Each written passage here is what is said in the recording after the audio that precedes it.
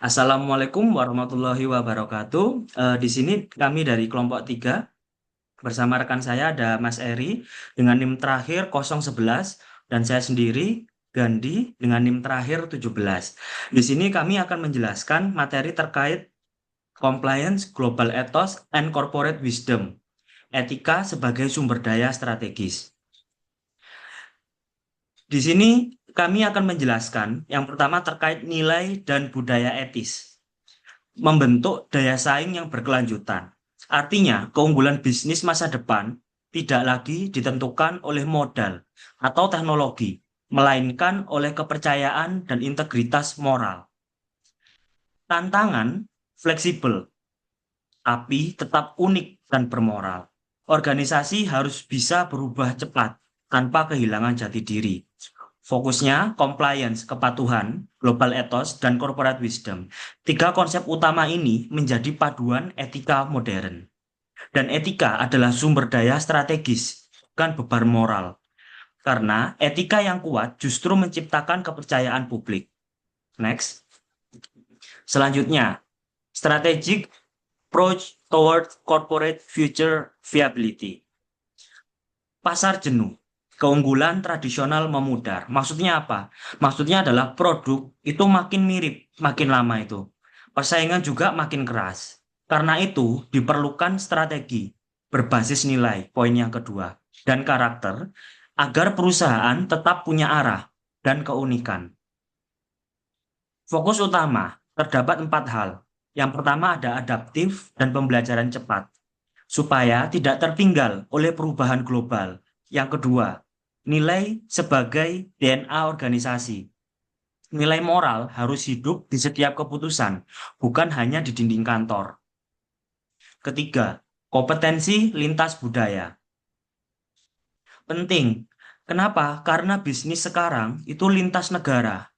Dan nilai yang keempat tentang budaya organisasi yang hidup dari makna. Maksudnya seperti apa? Budaya kerja yang punya tujuan, bukan sekedar target. Seperti nilai bukan teori, tapi moral. Nilai itu yang dinilai. Sistem, tapi sistem yang makna organisasinya lebih berarti. Contoh, saat kita memaknai sistem, tidak hanya sekedar teori, tapi dilandaskan pada praktek perlakuan kita setiap harinya itu seperti apa. Seperti itu. Next. Berikutnya terkait 9.2. Downside of compliance swamp stupidity. Apa yang dimaksud compliance di sini? Compliance di sini yang dimaksud adalah kepatuhan. Kepatuhan tidak sama dengan moralitas sejati. Banyak perusahaan itu terlibat kepatuhan. Mereka mengikuti regulasi yang ada, tapi tidak benar-benar secara etis diikuti. Resiko yang muncul itu sering disebut swamp stupidity, yaitu ketika semua orang hanya mengikuti aturan tanpa berpikir kritis. Akibatnya, muncul budaya diam yang mematikan atau membunuh inovasi dan nurani. Contoh, pada kasus Volkswagen dan Boeing. Dua-duanya punya sistem kepatuhan yang sangat kuat, tapi gagal mencegah pelanggaran karena tidak ada keberanian moral. Jadi, compliance tanpa konsisten atau conscience hanyalah ilusi moral. Aturan tanpa hati nurani tidak punya makna. Next.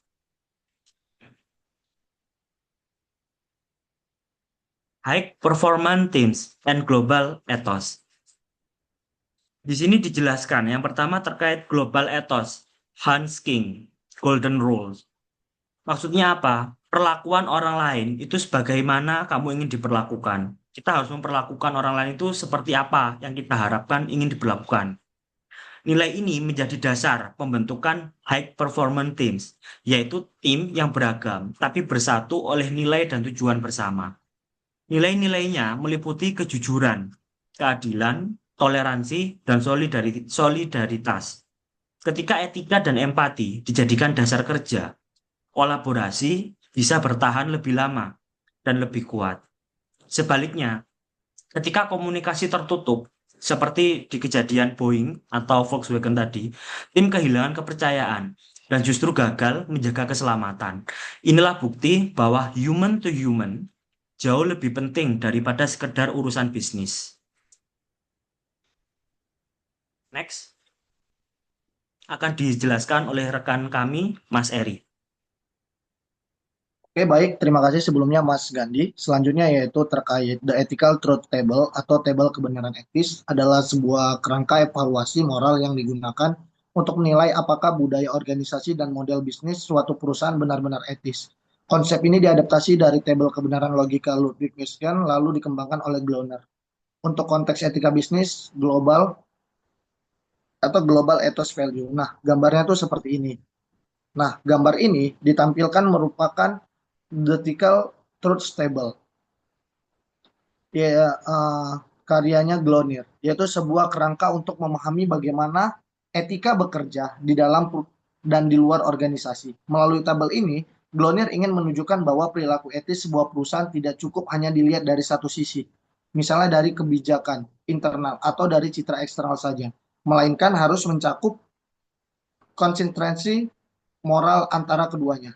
Dalam tabel ini ada dua dimensi besar yang menjadi fokus, yang sebelah kiri dan sebelah kanan, yaitu pertama, perilaku yang berorientasi ke dalam atau inward oriented behavior, yaitu bagaimana perusahaan membangun budaya internalnya, cara memperlakukan karyawan, menerapkan nilai-nilai dalam manajemen, dan memastikan tata kelola internal berjalan secara adil dan transparan. Yang kedua, perilaku yang berorientasi keluar atau outward oriented behavior, yakni bagaimana perusahaan menjalankan modal bisnisnya, menetapkan tujuan, serta memperlakukan para pemangku kepentingan eksternal seperti pelanggan, masyarakat, dan lingkungan. Kedua sisi ini dapat dinilai sebagai etis atau tidak etis, menghasilkan 4 kombinasi kondisi moral perusahaan. Yang pertama itu etis di dalam dan di luar, yaitu perusahaan ideal secara moral. Yang kedua, etis di dalam, tidak etis di luar. Budaya baik tapi model bisnis merugikan. Yang ketiga, tidak etis di dalam, etis di luar. Tampak baik secara publik tapi buruk secara internal. Yang keempat, tidak etis di dalam dan luar, yaitu tidak bermoral sama sekali. Melalui tabel ini, Blonder menegaskan bahwa etika sejati adalah keselarasan antara moral, internal, dan tanggung jawab eksternal. Sebuah organisasi tidak bisa dianggap bermoral hanya karena memiliki laporan keberlanjutan yang indah atau budaya kerja yang menyenangkan. Integritas baru tercapai keberlanjutan yang indah ketika nilai-nilai hidup secara utuh dalam kedua ranah tersebut, baik dalam cara perusahaan memperlakukan orang di dalamnya maupun dalam dampak yang ia ciptakan bagi dunia luar. Demikian, The Ethical Truth Table bukan sekedar alat evaluasi, tetapi juga cermin moral bagi organisasi untuk menilai apakah mereka hanya tampak etis atau benar-benar menjadi etis dalam seluruh aspek keberadaannya. Selanjutnya,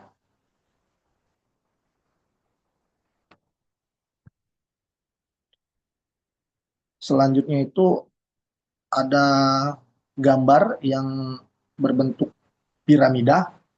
Nah, di gambar kedua ini menggambarkan bagaimana nilai perusahaan terbentuk secara bertahap dari fondasi yang paling dasar hingga puncak pertumbuhan ekonomi. Di bagian bawah piramida terdapat nilai-nilai budaya perusahaan atau corporate culture value yang menjadi landasan moral organisasi. Dari nilai ini lahir kompetensi inti atau core, uh, kompetensi, kemampuan utama yang membedakan perusahaan dari pesaingnya. Kompetensi tersebut kemudian menghasilkan keunggulan bersaing atau competitive advantage yang pada akhirnya mendorong pendapatan atau revenue serta membawa perusahaan menuju pertumbuhan atau growth dan keuntungan atau profit. Gloner menjelaskan bahwa peningkatan nilai perusahaan dapat dilihat dari 4 perspektif. Yang pertama ekonomik, yaitu menekankan pertumbuhan dan laba. Yang kedua, operasional, berfokus pada efisiensi dan pengelolaan risiko. Yang ketiga, strategik, mengutamakan keunggulan jangka panjang. Yang keempat, substantif, atau menekankan nilai moral dan makna sosial. Secara ringkas, piramida ini menunjukkan bahwa keberlanjutan perusahaan yang sejati dimulai dari nilai etis yang kuat, bukan semata dari laba, karena nilai-nilai moral menjadi sumber kekuatan dan arah pertumbuhan bisnis. Selanjutnya, di gambar ketiga itu masih berbentuk piramida, yaitu gambar ini menjelaskan kerangka konseptual bernama Substance Oriented Understanding of Corporate Venturing yang digunakan dalam bentuk piramida bertingkat. Piramida ini terdiri atas 3 lapisan utama. Yang pertama prosedur value atau kinerja, yang kedua principal value atau kompetensi inti, yang ketiga benefit atau manfaat. Yang membangun pemahaman bagaimana nilai perusahaan dapat ditingkatkan melalui berbagai tahap dan pendekatan. Di setiap lapisan, yaitu memiliki tingkatannya. Yang pertama itu prosedur value atau performance, yaitu lapisan paling bawah mewakili nilai prosedural, yaitu kinerja bisnis sehari-hari. Yang kedua, principal value, yaitu core kompetensi, ataupun lapisan tengah menunjukkan nilai utama berupa kompetensi inti yang menjadi kekuatan atau keunikan utama perusahaan. Selanjutnya itu benefit, yaitu lapisan teratas, kalau teman-teman bisa lihat di gambar ini, yang paling atas yaitu manfaat akhir atau seperti profit dan growth, yaitu hasil dari pemanfaatan kompetensi inti dan kinerja perusahaan yang optimal. Setiap bagian piramida dihubungkan dengan 4 perspektif yang tadi sudah saya jelaskan. Perspektif ekonomi pada level kinerja atau performance, yang itu paling bawah. Perspektif operasional pada bagian kompetensi inti, yaitu di tengah. Dan yang terakhir itu perspektif strategis dan substansi pada bagian manfaat, profit, growth, ataupun di puncak paling atas di piramida tersebut. Nah, model substansi oriented corporate venturing pada gambar ini mengilustrasikan proses peningkatan nilai perusahaan yang tidak hanya berfokus pada hasil ekonomi, tetapi juga pada proses penguatan kompetensi inti serta manfaat strategis dan substansi secara keseluruhan. Oke, next selanjutnya itu di gambar keempat. Nih, ini terakhir. Ini juga masih sama bentuk piramida. Yaitu gambar ini mengilustrasikan fondasi etis bagi model bisnis yang berkelanjutan di masa depan dengan menyoroti peran sentral nilai-nilai etika dalam membentuk budaya perusahaan. Di sisi kiri gambar, teman-teman lihat ya, di sisi kiri gambar terdapat piramida yang membagi elemen bisnis menjadi 3 lapisan, yaitu pertama procedural value atau kinerja performance, yang kedua principal value atau kompetisi inti atau core kompetensi, dan yang terakhir itu benefits, manfaat akhir seperti profit and growth. Setiap lapisan mencerminkan kompleksitas manajemen bisnis dan kesadaran nilai dari model bisnis yang diterapkan perusahaan tersebut. Pada bagian kanan gambar, teman-teman bisa lihat ya, jelas nih gambarnya. Ditekankan bahwa prinsip etika global atau global ethos berfungsi sebagai kebajikan, kepemimpinan, serta nilai regulatif dalam budaya perusahaan. Nilai-nilai global ethos ini hadir sebagai pemandu utama, baik dalam tindakan internal atau inward focus, maupun eksternal atau outward focus yang terhubung melalui ethical truth table. Integrasi tersebut mengarahkan seluruh operasional dan nilai perusahaan agar sejalan dengan prinsip-prinsip moral universal, seperti keadilan, tanggung jawab, serta keberlanjutan. Jadi secara keseluruhan, gambar piramida ini menegaskan bahwa model bisnis yang berkelanjutan bukan hanya mengandalkan proses ekonomi dan manajemen semata, namun juga harus didasari oleh kesadaran etis serta integritas nilai-nilai universal ke dalam budaya perusahaan secara menyeluruh. Pendekatan ini diyakini mampu menciptakan bisnis yang tidak hanya sukses secara finansial, tetapi juga memiliki keberlanjutan sosial dan lingkungan yang sangat kuat. Selanjutnya akan diberikan contoh studi case oleh rekan saya, Mas Gandhi. Dipersilakan. Oke, baik. Terima kasih. Selanjutnya kami akan membahas tentang studi kasus global pada pesawat Boeing 737 MAX berdasarkan jurnal Harkett, Bernstein, and Miller tahun 2020. Dimulai dari kejadian 2 kecelakaan fatal dari Lion Air JT610 tahun 2018 dan Ethiopian Airlines dengan penerbangan ET302 tahun 2019 yang mengakibatkan 346 korban jiwa meninggal dunia. Kasus ini berdasarkan Jurnal Science and Engineering Ethics Corpus 1 Q1 oleh Harkett, Bernstein, and Miller tahun 2020. Sistem compliance Boeing atau sistem kepatuhannya itu sebenarnya sudah lengkap, tetapi gagal secara moral. Penelitian tersebut menegaskan bahwa sistem compliance Boeing itu sudah lengkap, mulai dari auditnya, sertifikasi FIA-nya, hingga prosedur keselamatan. Namun, perusahaan tetap gagal secara etika dan tanggung jawab moralnya. Kenapa? Karena fokus efisiensi lebih besar dibandingkan keselamatan atau ethical blind, cacat etika. Boeing terlalu menekankan efisiensi dan percepatan produksi, sehingga mengabaikan pelatihan pilot dan cacat desain sistem MCAS. MCAS, para peneliti itu menyebutkan kebutaan etika akibat mengejar target bisnis. Mereka menuliskan kalimat yang sangat kuat. Safety is not cheap, but careless engineering designed in the name of minimizing cost is a symptom of ethical blight. Artinya, keselamatan memang tidak murah, tetapi mengorbankan etika demi efisiensi itu jauh lebih berbahaya. Selanjutnya, relevansinya dengan teori Glowner tahun 2017 yang sebelumnya sudah kami bahas, itu apa? Itu terkait dengan compliance tanpa conscience, hanyalah ilusi moral. Jika dikaitkan dengan teori Frederick Glowner, Boeing hanya sampai pada tahap pertama, yaitu compliance, patuh, tanpa conscience. Aturannya berjalan, tapi nuraninya berhenti. Nah, solusi apa yang ditanamkan?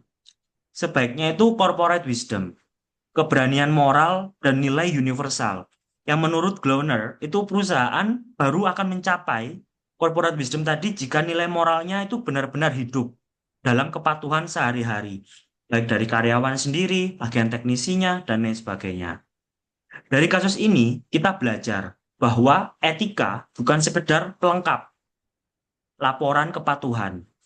Etika harus menjadi dasar strategi bisnis. Karena tanpa kesadaran moral tadi, inovasi justru berubah menjadi ancaman. Seperti ditegaskan pada Glowner di poin terakhir, etika adalah sumber daya strategis, bukan beban moral. Karena kepercayaan publik adalah modal terbesar bagi keberlanjutan perusahaan. Next, selanjutnya akan dibahas oleh rekan kami, Mas Eri, terkait studi case lokal. Terima kasih. Terima kasih kepada Mas Gandhi. Selanjutnya saya bakal ngasih satu contoh terkait case yang ada di Indonesia, yaitu terkait dengan hal yang kami bahas, yaitu dengan judul jurnal Corporate Governance and Sustainable in Indonesia, The Moderating Role of Institutional Ownership, yang dikaitkan dengan bukunya Glowner, yaitu Complex Global Ethos and Corporate Wisdom. Nah, penelitian ini terjadi pada 45 perusahaan konsumsi di Bursa Efek Indonesia sekitar dari tahun 2014 sampai 2020. Menunjukkan pertama, good corporate governance meningkatkan pelaporan keberlanjutan. Tapi kepemilikan institusional belum memperkuat pengaruh tersebut. Dan masalah utamanya itu perusahaan cenderung patuh secara administratif, belum internalisasi nilai moral dalam budaya organisasi. Nah, fenomena ini disebut Glowner dalam bukunya sebagai ethical dualism. Keterkaitan dengan bukunya Glowner, yaitu Ethical Truth Table yang tadi sudah saya jelaskan, yaitu banyak perusahaan berada di tengah, etis di dalam tapi tidak di luar. Atau sebaliknya, belum mencapai posisi ideal, etis secara internal dan eksternal. Jadi belum ada keseimbangan itu di antara keduanya. Nah, Glowner menjelaskan bahwasannya itu kepatuhan atau compliance harus ditransformasikan menjadi kesadaran nilai atau global ethos dan kebijaksanaan korporat atau corporate wisdom. Jadi kesimpulannya, good corporate governance and sustainability di Indonesia sudah berkembang. Tetapi langkah selanjutnya adalah menjadikan nilai-nilai etis hidup dalam keputusan bisnis. Karena pada akhirnya bukan hanya melakukan yang benar, tetapi menjadi benar secara moral untuk menjalankan sebuah bisnis yang sedang dijalankan. Mungkin Itu yang bisa kami sampaikan dari kelompok 3. Lebih dan kurangnya mohon maaf. Sekian. Wassalamualaikum warahmatullahi wabarakatuh.